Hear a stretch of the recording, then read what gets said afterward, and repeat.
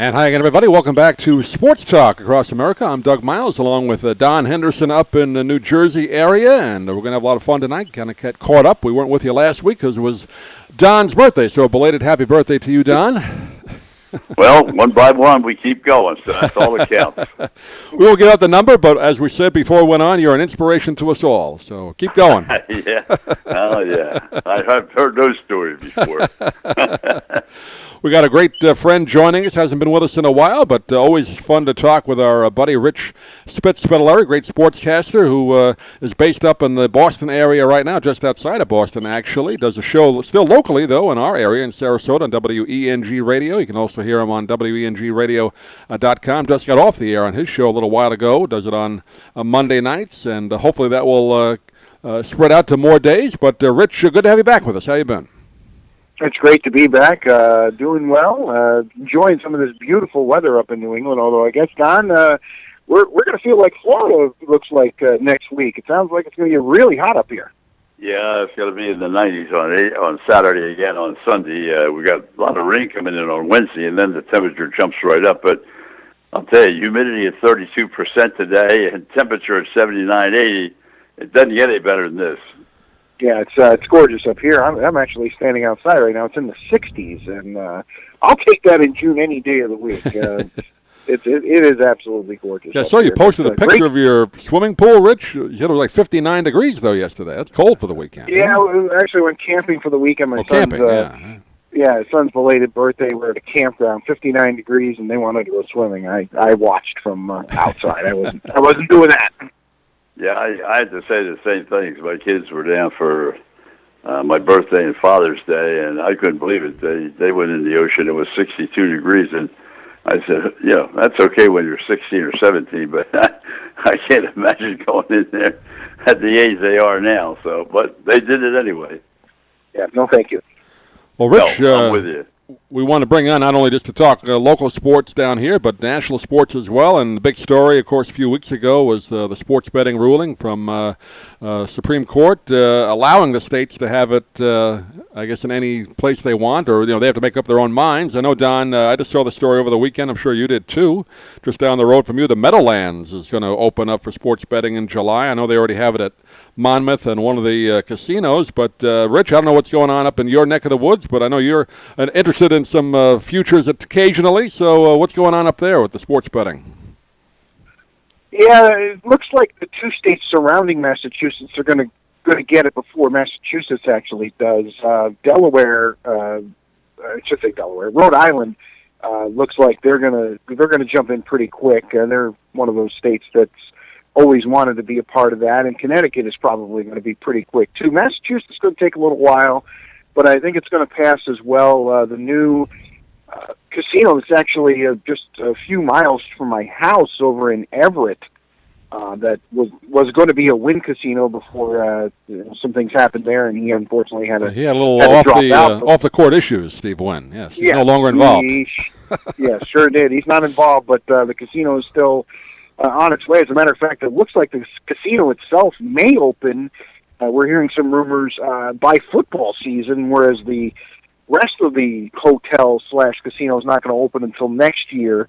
That remains to be seen, but that's probably going to be the main area in Massachusetts, along with Plainridge Park, which is about an hour from here to the southwest. There's not very much gaming in Massachusetts. Suffolk Downs is running what you would consider just a boutique meet. They run a 6 weekend days in a calendar year, and that track is due to be raised soon. So the opportunities aren't as plentiful in Massachusetts, but I might have one literally right in my backyard, and it might take a little longer in Massachusetts than Rhode Island and Connecticut, but I believe it'll happen. Well, the surprising thing, and you mentioned Delaware at the outset, Delaware actually was the first one to put it in play, and everybody thought New Jersey would.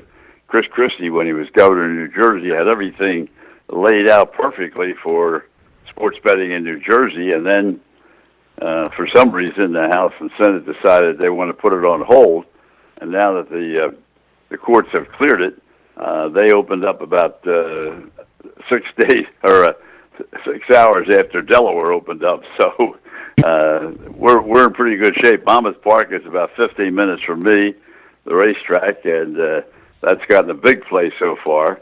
And the Meadowlands is about 45 minutes away, and of course that's a much bigger venue. So it'll be interesting to see, how many more casinos they get. There's one in Atlantic City, obviously, that is up and running.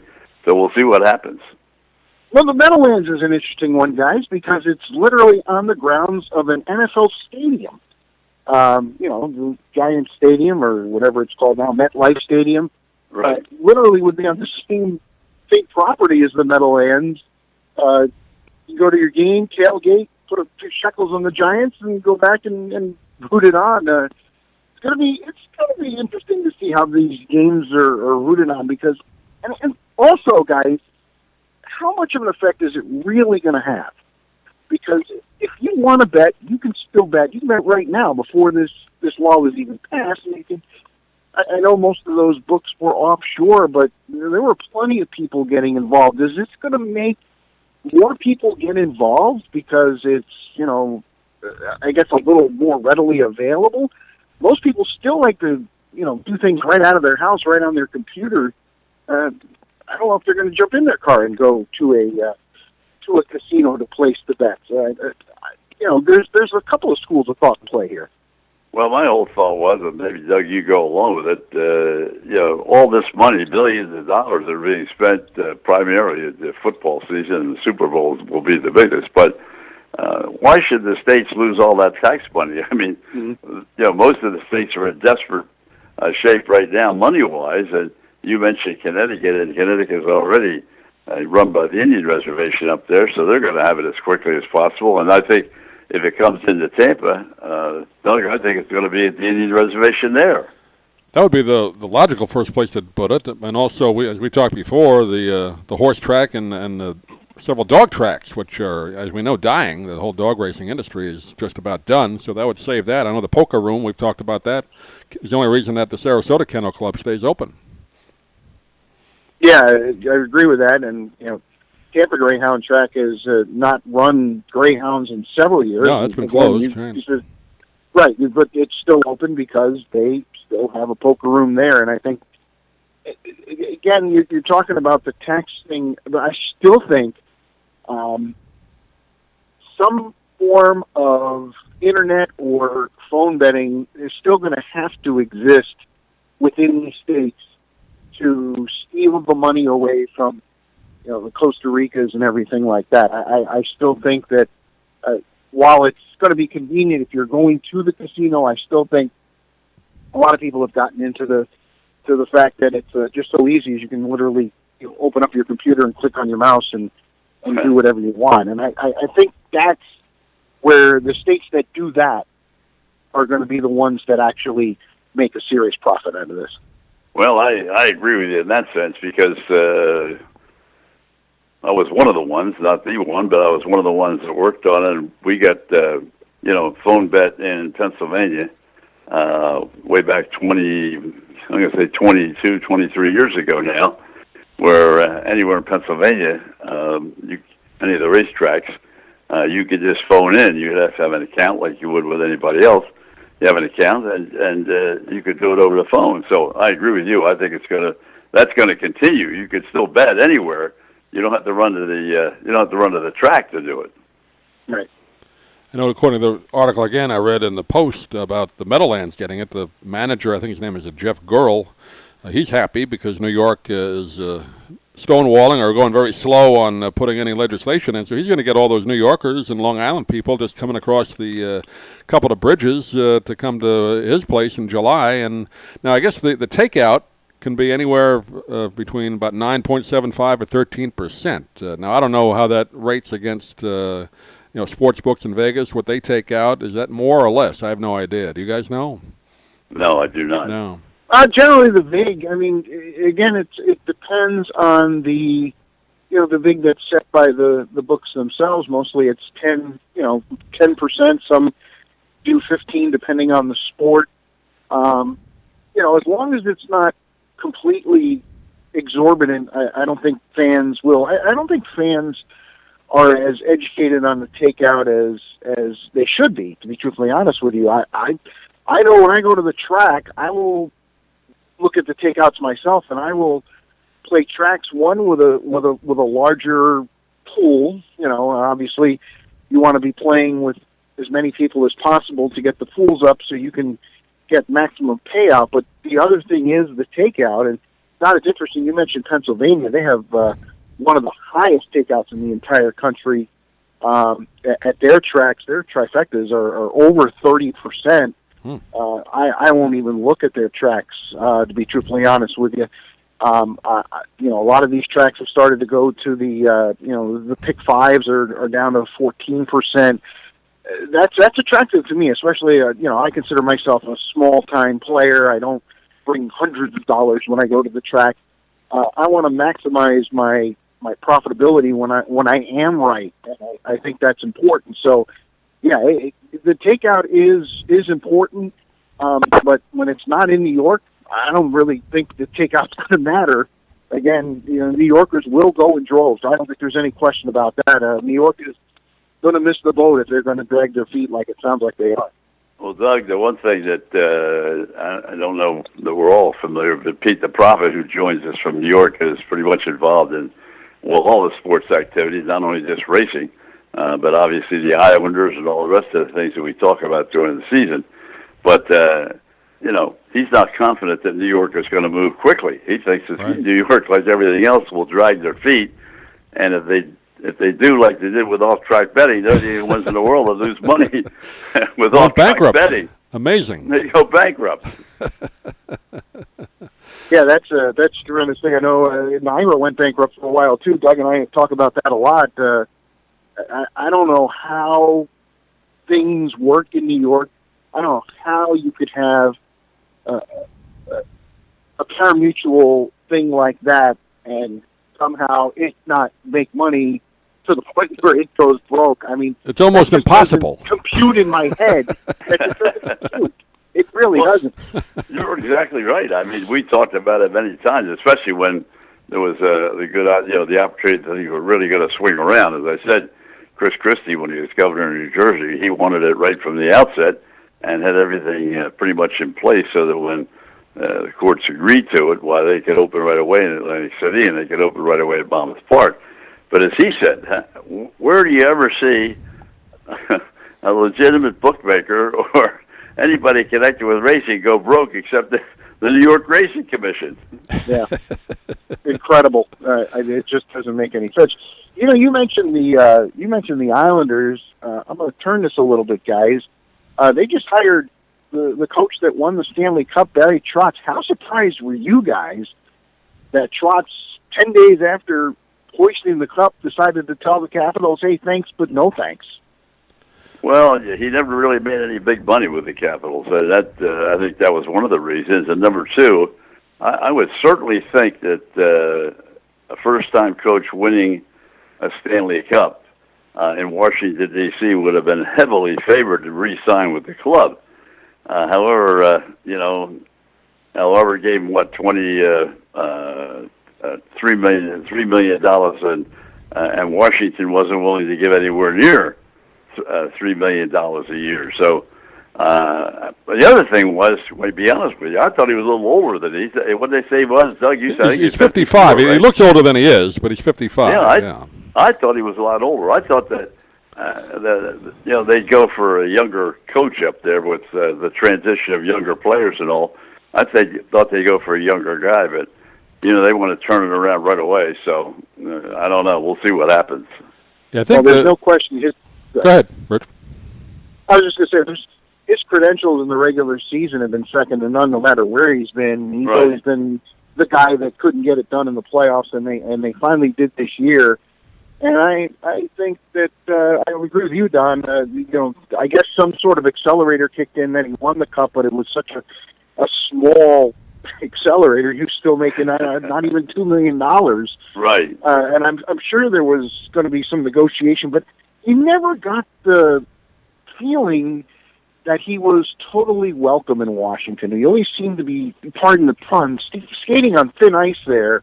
Right. And I think he finally won it, and he went and sat down and said, "All right, boys, let's do some negotiating." I'm sure the Capitals said something to the effect of, "Let's enjoy the cup for a little while." And the Islanders' job was open, and he probably saw an opportunity there. And I'm sure his representatives talked to them before he stepped down, because that got done pretty quickly after he stepped down. So I would say, the guy's just maximizing his opportunity to make money. He is 55. I know that's not that old, but then again, I mean, this could be his final job in the NHL. It's right. At 55, and the Islanders are not devoid of talent. They just haven't been pointed in the right direction. And again, this is a guy who has definitely proven his worth, especially in the regular season. He'll at least get them in position.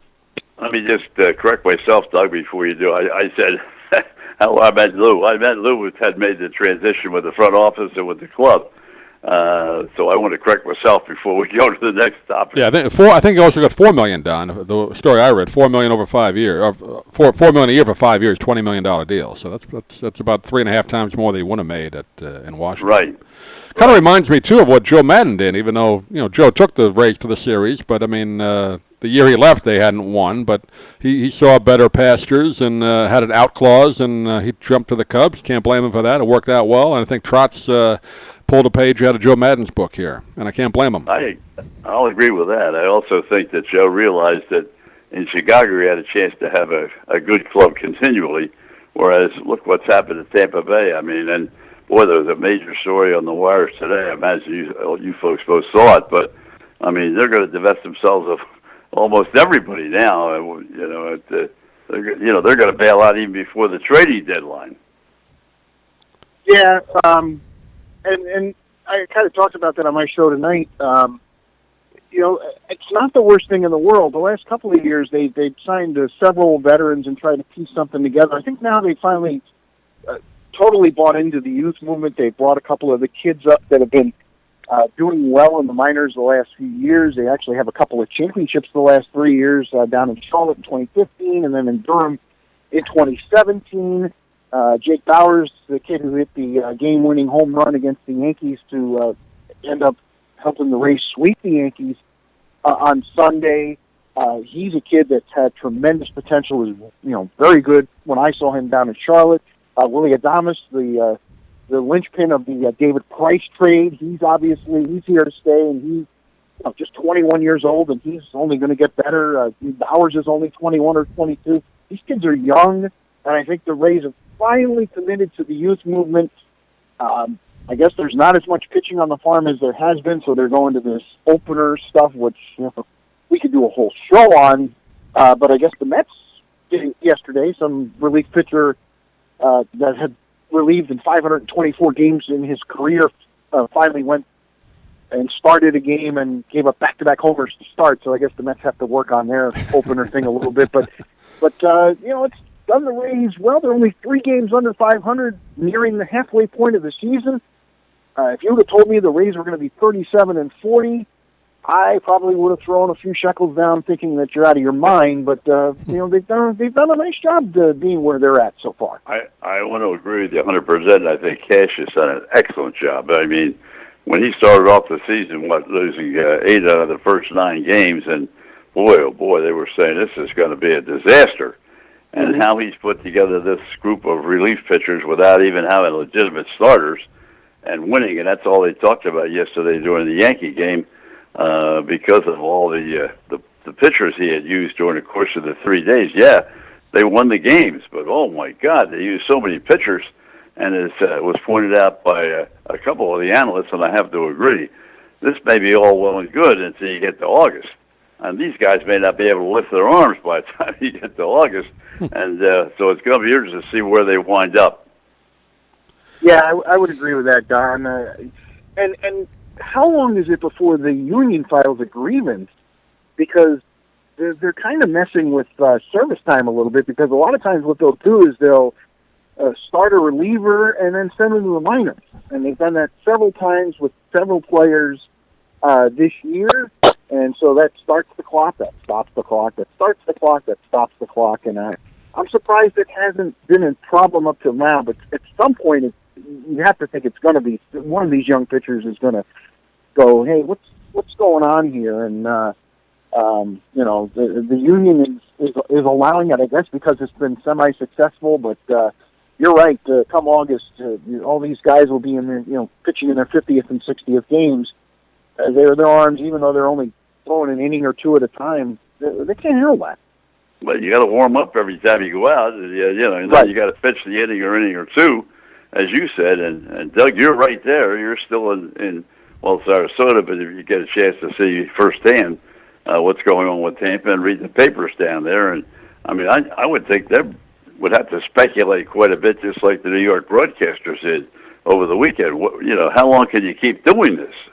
Yeah, I watched most of the last games on Saturday and Sunday. It was raining down here, so I had a chance to see both of those games. And incidentally, they won wearing the Old Devil Rays uniforms Saturday, and then they had the Old Devil Rays hats yesterday, so that brought them some luck. But and of course, it was great attendance. But I think they had the biggest attendance they've had in years in a regular season game Saturday. I think they had 29,000 in there. So that's a great. Yeah, I was going to say, watching on TV, crowd. I was astounded because they've been averaging about 9,000-10,000, if that. Now, Right. Now I grant you, the Yankees right now, or if the Yankees or Red Sox come in there, they're two prime teams in baseball, unless you want to see Trout. But so I'm not surprised that they, and you're talking about the Yankee training camp, just miles away over in Tampa, and have a big following down there. So I can understand that when the Yankees get there, but they still have to do an awful lot better on the regular season games, or I don't see how they can survive. Yeah, and it's funny because I was having some Facebook chatter with some Yankee fan friends. Obviously, kind of throwing it in their face that a team I saw that, $100 million less, going ahead and sweeping. And but one of the ones one of the posts I did, I said, enjoy it while you can, because I'm with you, Don. It'd be interesting to see what they get tonight, as we're recording this on Monday. They're playing Washington, who you would think would be a pretty good draw. Bryce Harper, and the Nationals are a pretty good road draw. It'd be interesting to see what's in the house at Tropicana Field tonight, after the series where the 3 games drew close to 90,000. That by far is the best series at the Trop this year. And I think, Don, you're right. In the last several years, even the Yankees and the Red Sox haven't been drawing at Tropicana Field. No, the Yankees now, with the way they've gotten off and the way they have now dominant superstar players, they're going to bring the fans in, and that's exactly what happened even in Tampa. And the other thing was they played at a relatively good time, because it's always been my belief that if you don't live right in Tampa, or you don't live right in St. Petersburg, and you're 65 years of age or so, which is the biggest number of people, you're not going to drive an hour and a half and go home at 11:30 at night and go to the ballpark. That's my feeling. It's always been my feeling. So playing at 4 o'clock or playing at 3:30 or whatever, to me, is much sounder reasoning. I would agree with that, and it shows in the attendance. They've actually had pretty good success with Saturday games in that Right. 3 to 4 o'clock window. Of course, the reason it was in that window is to be on national TV. I believe the game was on FS1 on Saturday. Yeah, right. So sometimes when you're in that window and you're part of that broadcast, you're in that window. But if you want your games to be on, you got to get out of that window, which means play at either 1 o'clock in the afternoon or play at 7 o'clock at night. So a lot of times, you'll 7 o'clock at night will rule over 1 o'clock in the afternoon. But I agree with you. They play a lot of 1 o'clock games here in Boston that are pretty well attended.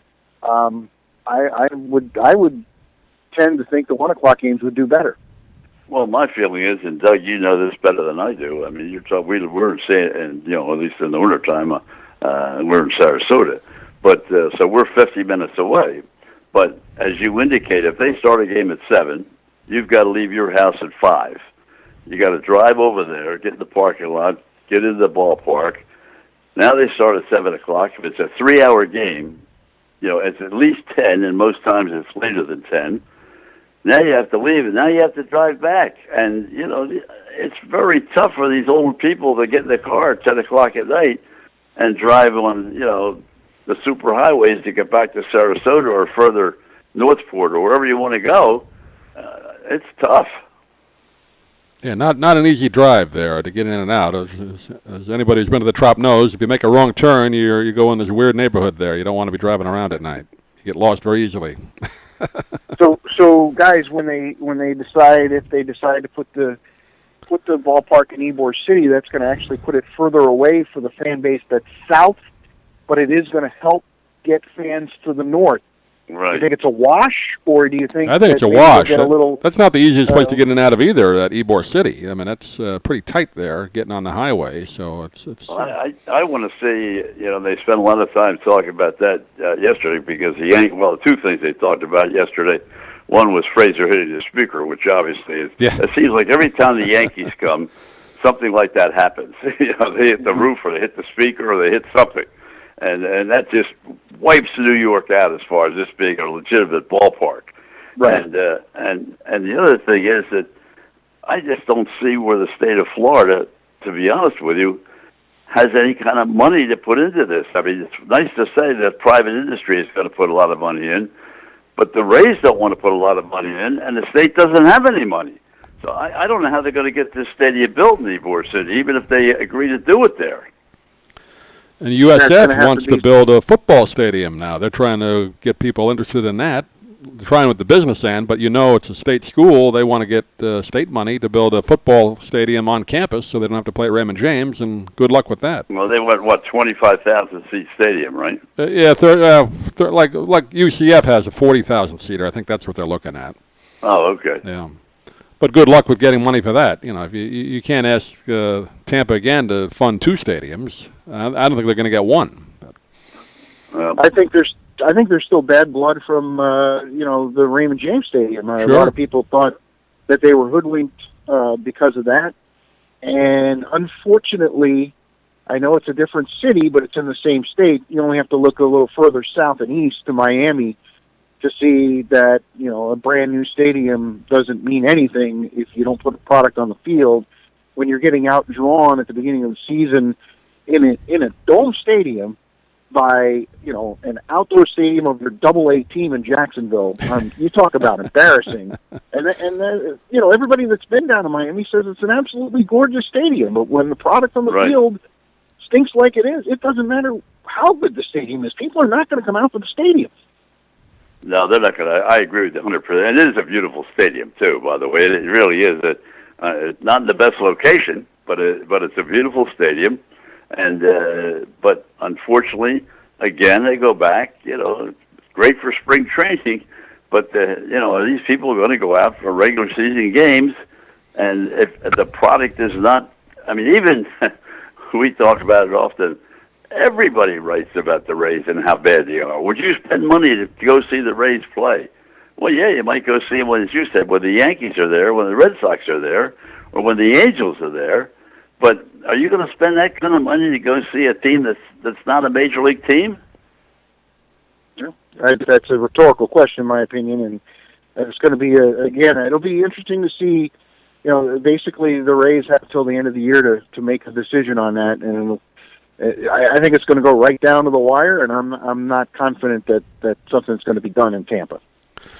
Rich, we'll ask you one more question. We'll go a little bit over our allotted time, but hey, we make the rules here so we can do it. But your thoughts on the whole, I know you follow the Bucks and still cover them on your show on WENG, but the whole Jameis Winston mess, what are your thoughts on that?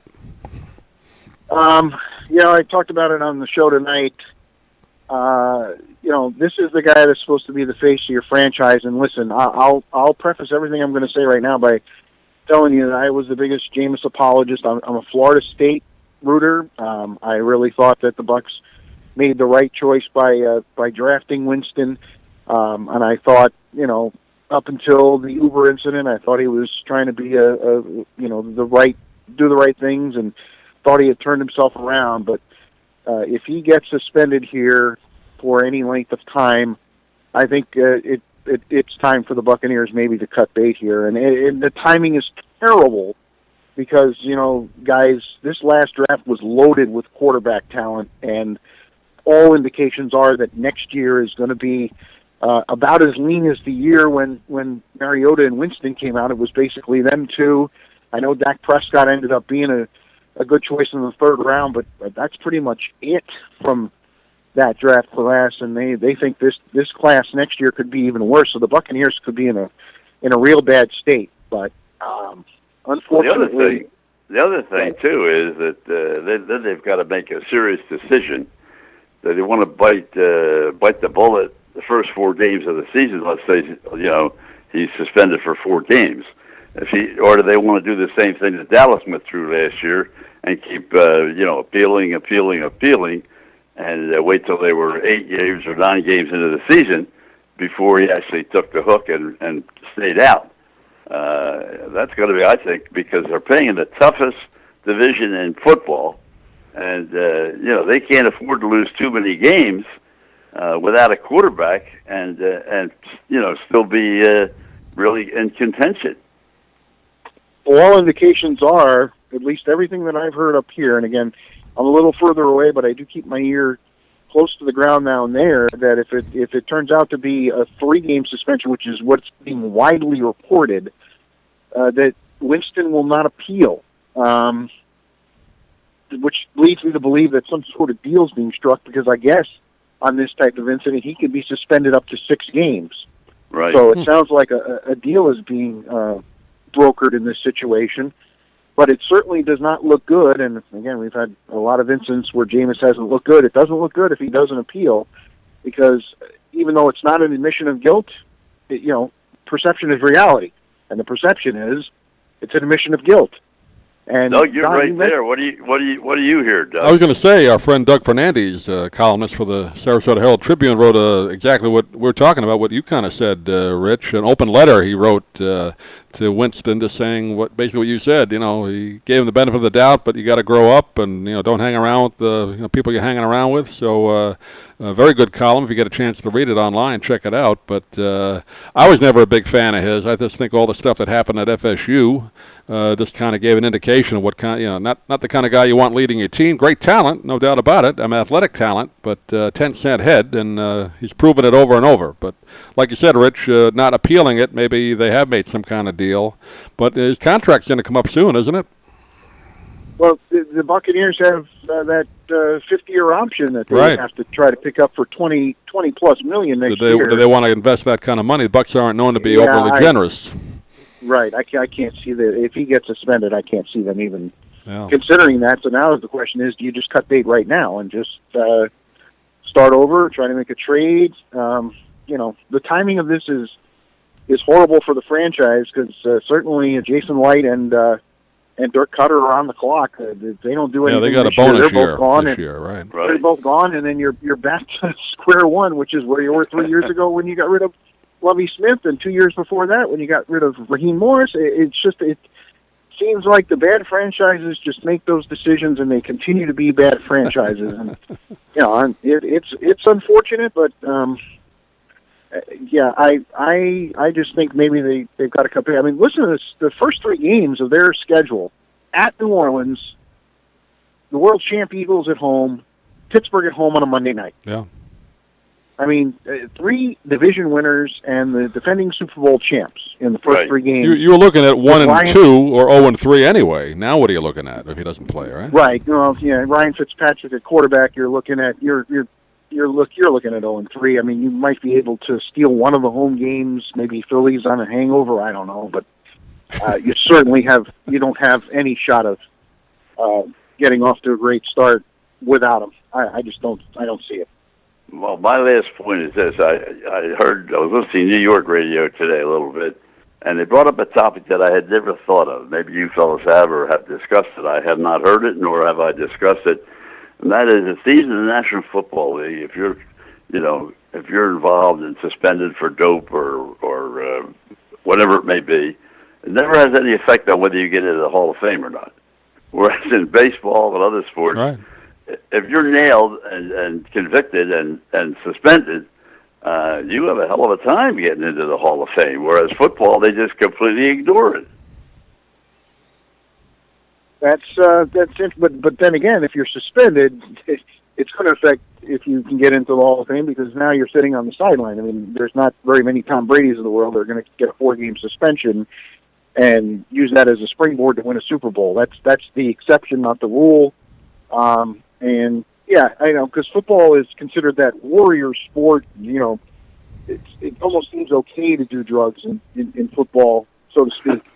And in baseball, obviously, with everything being a numbers-based thing, people just don't.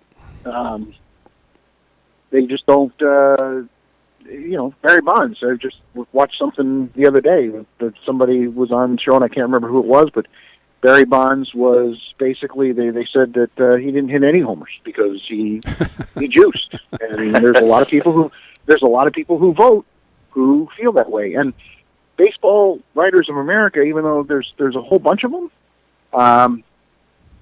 they don't get in a room like they do in football. It's a little different scenario. They just mail in their ballot. You got to have somebody almost. There's always new people coming on board, though. The younger people are not going to take nearly the stance that the veteran reporters have taken over the last 5 or 8 or 10 years. I mean, the younger reporters don't feel nearly as as that it's nearly the violation that the others feel that it is. Well, guys, we'll wrap it up with that and follow up on it as we have training camp, hard to believe, about 3 or 4 weeks away in NFL. Right. So a lot more will be coming out as we do there. We want to, before we get off tonight, Don and Rich, just want to wish our good friend Tom Gilbert, who I know we both do a show with. You do it more frequently than I do, Don. He's in the hospital in Tampa, so we wish him well. And Rich, I'd like to thank you for joining us. And again, we wish your wife well. I know she's going through a little issue right now. So her thoughts, our thoughts are with her. Thank you very much. I appreciate that, guys. And absolutely. And another thing is, it's great to have you join us once again. It's been a while, and great to get together with you. And hope you join us a little bit more often. I'll be at the ready, guys. I really appreciate it. I certainly enjoy joining you, as we always do. Rich Spitaleri. Don, we'll talk to you next week, and thanks for joining us, everybody.